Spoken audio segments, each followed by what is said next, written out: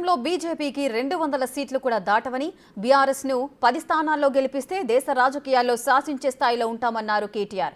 చిట్చాట్లో కేటీఆర్ కీలక వ్యాఖ్యలు చేశారు. కాళేశ్వరంలో అవినీతి జరిగిందంటున్న ప్రభుత్వం కేసీఆర్ కు నోటీసులు ఇస్తే విచారణకు పూర్తిగా సహకరిస్తారని చెప్పారు.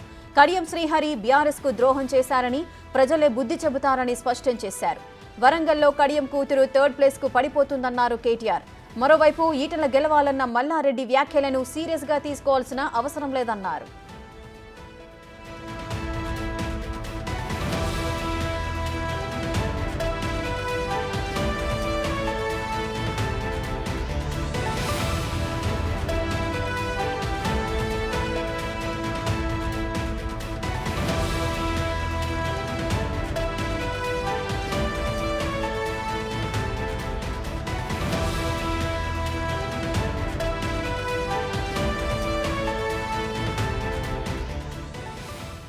రైట్, ఇక కేటీఆర్ చిట్చాట్ లో పలు కీలక అంశాలనైతే వెల్లడించారు. ఆ వ్యాఖ్యలకు సంబంధించిన పూర్తి డీటెయిల్స్ మా ప్రతినిధి సాయి అందిస్తారు. సాయి, కేటీఆర్ వ్యాఖ్యలను మనం ఏ విధంగా చూడొచ్చు? అటు కాళేశ్వరం ప్రాజెక్టుకు సంబంధించి ఇప్పటికే జ్యుడిషియల్ విచారణ అయితే కొనసాగుతోంది. అదేవిధంగా కడియం కావ్యకు సంబంధించి మల్లారెడ్డి చేసిన వ్యాఖ్యల గురించి అన్నిటి గురించి కూడా కేటీఆర్ మాట్లాడిన సందర్భాలు కనిపిస్తుంది. ఆయన ఏమన్నారు? ఈ వ్యాఖ్యలను మనం ఏ విధంగా చూడొచ్చు? రేఖ, ఈ రోజు తెలంగాణ భవన్ లో బీఆర్ఎస్ పార్టీ ఆవిర్భావం సందర్భంగా కేటీఆర్ పార్టీ జెండా ఆవిష్కరించిన తర్వాత మీడియా తోటి చిట్చాట్ చేశారు. కేటీఆర్ కొన్ని కీలకమైన అంశాలపై కూడా స్పందించారు. ముఖ్యంగా కాళేశ్వరం ప్రాజెక్టు అవినీతి జరిగిందని ఇప్పటికే సిట్టింగ్ జడ్జి తోటి కాంగ్రెస్ ప్రభుత్వం విచారణ చేపించుకున్న సంగతి అందరికీ తెలిసిందే. సో ఇక ఆ విషయంలో గతంలో మాజీ ముఖ్యమంత్రిగా ఉన్నటువంటి కేసీఆర్ విచారణకి హాజరవుతారా అని అడగ్గా ఆ సమయంలో ఎందుకు హాజరు గారు, ఖచ్చితంగా మాజీ ముఖ్యమంత్రి హోదాలో విచారణకి ఖచ్చితంగా కేసీఆర్ హాజరవుతారు, నోటీసులు ఇస్తే కూడా ఖచ్చితంగా స్పందిస్తారని చెప్పేసి కూడా కేటీఆర్ చెప్పడం జరిగింది. అయితే ఇంతవరకైతే మాకు ఎటువంటి నోటీసులు అయితే జారీ కాలేదు. సో వస్తే మాత్రం తప్పకుండా ఒక మాజీ ముఖ్యమంత్రి హోదాలో కాళేశ్వరం ప్రాజెక్టు గురించి ఖచ్చితంగా సిట్టింగ్ జడ్జికి ఎవరిస్తాడు కేసీఆర్ అని చెప్పేసి కేటీఆర్ చెప్పడం జరిగింది. అదేవిధంగా కడియం శ్రీహరిని ఉద్దేశించి చాలా కీలకమైన వ్యాఖ్యలు చేశారు కేటీఆర్. నమ్మక ద్రోహి, పార్టీకి ద్రోహి, ఖచ్చితంగా తనకి తగిన బుద్ధి చెప్తారు వరంగల్ ప్రజలు. వరంగల్ అంటే ఉద్యమాల కిల్లా, వరంగల్ ప్రజలు అన్ని గమనిస్తున్నారు. పార్టీ టికెట్ రిఫార్మ్ తీసుకొని చివరి నిమిషంలో పోటీ నుంచి తప్పుకున్న సంగతి అందరికీ తెలిసిందే కడియం కావ్య. సో ఇక వాళ్ళని ఉద్దేశించి మాత్రం కేటీఆర్ చాలా కీలకమైన వ్యాఖ్యలే చేశారు. సో సర్వేల ప్రకారం చూసుకుంటే కడియం కావ్య 3rd ప్లేస్ లో ఉంటుంది. మాకు బీజేపీకి మధ్యనే వరంగల్లో పోటీ ఉండబోతుందని చెప్పేసి కూడా తను చెప్పడం జరిగింది. ఇక మల్లారెడ్డి ఈటెల రాజేందర్ మధ్య నిన్న సంభాషణ విషయం ఏదైతే ఉందో అది పెద్ద ఎత్తున వైరల్ అవుతుంది.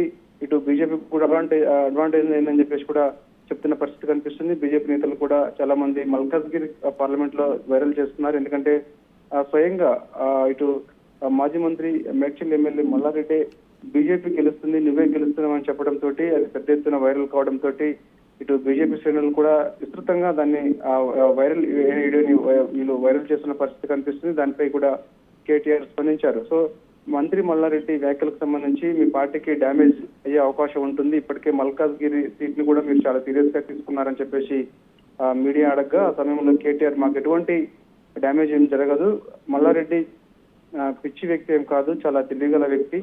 సో ఆయన వ్యాఖ్యలకు సంబంధించి ఖచ్చితంగా ఇటు ఈటెల రాజేందర్ని ఉద్దేశించి అని ఉంటాడు తప్ప, అంటే ఓడిపోతున్నాడు ఈటెల రాజేందర్ అని చెప్పేందుకు, కాకపోతే ఆయన కొంచెం ఒప్పించడానికి మునగ చెట్టు ఎక్కించేందుకు మాత్రమే ఈటెల రాజేందర్ తోటి అలా సంభాషణ చేశాడు తప్ప మల్లారెడ్డి వ్యాఖ్యలకు సంబంధించి మా పార్టీకి పెద్దగా నష్టమేమి ఉండదని చెప్పేసి కూడా చెప్పడం జరిగింది. సో ఇక ఓవరాల్ గా చూసుకుంటే ఈసారి బీజేపీకి దేశవ్యాప్తంగా కూడా 200 సీట్ల కంటే కూడా పెద్దగా రావు అని చెప్పేసి కూడా చెప్తున్న పరిస్థితి కనిపిస్తుంది.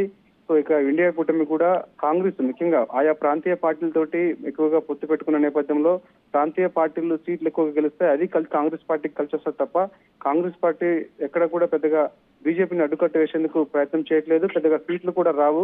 ఇటు రాహుల్ గాంధీ పని అయిపోయిందని చెప్పేసి కూడా తను చెప్తున్న పరిస్థితి కనిపిస్తుంది. ఇక పక్కన ఉన్నటువంటి ఆంధ్రప్రదేశ్ లో ఎవరు గెలుస్తారని చెప్పేసి అడగ్గా ఖచ్చితంగా జగనే గెలుస్తాడు ఆంధ్రప్రదేశ్ లో, ఎందుకంటే సర్వేలు కూడా అదే చెప్తున్నాయి, మేము కూడా కొంతమందిని అడిగాము. సో ఖచ్చితంగా జగన్ మళ్ళీ గెలిచే అవకాశం కనిపిస్తుందని చెప్పి చెప్తున్నారు.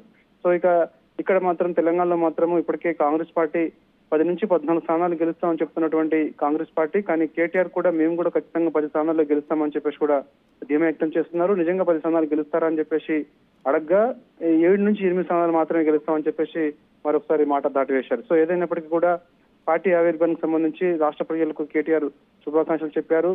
మేము 24 ఏళ్ల పాటు పార్టీని రేఖ సైదులు మల్లారెడ్డి వ్యాఖ్యలను అంత సీరియస్ గా తీసుకోవాల్సిన అవసరం లేదు అంటూ కూడా కేటీఆర్ అంటున్నారు. అంటే మల్లారెడ్డిని పార్టీ అంత ఈజీగా తీసుకుంటుందా, అంత లైట్ గా తీసుకుంటుందా, ఆయనకు వాల్యూ లేదనుకోవచ్చా? తప్పకుండా వాస్తవంగా ఒక మాజీ మంత్రి ప్రస్తుతం మేడ్చల్ ఎమ్మెల్యేగా ఉన్నారు. అతను ఏం మాట్లాడినా కూడా పెద్ద ఎత్తున వైరల్ అవుతుంది. సో కానీ ఇలాంటి సమయంలో పార్టీకి నష్టం కలిగించే వ్యాఖ్యలు ఏదైతే ఉందో అది చాలా ఇప్పటికే బీఆర్ఎస్ పార్టీ అక్కడ ఉన్నటువంటి కార్యకర్తలు కూడా ఆందోళన చెందుతున్నారు. ఎందుకంటే ఖచ్చితంగా మల్కాజ్గిరి బీఆర్ఎస్ పార్టీ గెలిచే సీట్ అని చెప్పేసి బీఆర్ఎస్ పార్టీ చెప్తున్నప్పటికీ కూడా ఈ మల్లారెడ్డి వ్యాఖ్యల వల్ల పార్టీకి పూర్తి స్థాయిలో డ్యామేజ్ జరుగుతుందని చెప్పి చెప్తున్నారు. ఎందుకంటే ఇప్పటికే మేడ్చల్లో ఉన్నటువంటి పెద్ద ఎత్తున కార్పొరేటర్లందరూ కూడా కాంగ్రెస్ గుడికొచ్చారు. సో ఇక తనే స్వయంగా ఇటు ఇండైరెక్ట్ గా బీజేపీలోకి వెళ్లేందుకే ఇలాంటి వ్యాఖ్యలు చేశారా అని చెప్పేసి కూడా చెప్తున్న పరిస్థితి కనిపిస్తుంది. ఎందుకంటే ఈ పార్లమెంట్ ఎన్నికల తర్వాత చాలా మంది బీఆర్ఎస్ పార్టీ ఎమ్మెల్యేలు పార్టీని వీడుతున్నారని చెప్పేసి కూడా పెద్ద ఎత్తున చర్చ జరుగుతున్న సమయంలో కొంతమంది కాంగ్రెస్ వైపు వస్తున్నారని, మరి కొంతమంది బీజేపీ వైపు వస్తున్నారని, అంటే ఖచ్చితంగా ఇటు మల్లారెడ్డి బీజేపీలోకి వెళ్లేందుకే ఇట్లా ఇంటర్నల్ గా వాళ్ళు సపోర్ట్ చేస్తున్నట్టుగా చేస్తూ డైరెక్ట్ గా నిన్న ఈటల రాజేందర్ని కలిసిన తర్వాత మీరే గెలుస్తున్నావు, నువ్వే గెలుస్తున్నావు అని చెప్పడంతో ఇటు పార్టీ పూర్తిగా డ్యామేజ్ జరిగిందని చెప్తున్నారు. కానీ కేటీఆర్ వ్యాఖ్యలు చూసినట్టు మాత్రం కేటీఆర్ దాన్ని సమర్థిస్తున్నారు. ఎందుకంటే మల్లారెడ్డి గురించి మాకు బాగా తెలుసు. ఎందుకంటే మల్లారెడ్డి ఎవరినైనా సరే కొంత ఉబ్బించే వ్యాఖ్యలే చేస్తాడు తప్ప తను ఎప్పుడు కూడా పార్టీకి డ్యామేజ్ కలిగించే వ్యాఖ్యలు ఎన్నడూ కూడా చేయడం చెప్తున్న పరిస్థితి కనిపిస్తుంది. సో ఒకవైపు సమర్థిస్తూనే మరోవైపు కొంత లోపల కూడా కేటీఆర్ కూడా ఆ వ్యాఖ్యల వల్ల పార్టీకి తీవ్ర నష్టం కలుగుతుందని చెప్పేసి కూడా భావిస్తున్న పరిస్థితి కనిపిస్తుంది. Right, thank you Saidulu, thanks for the details.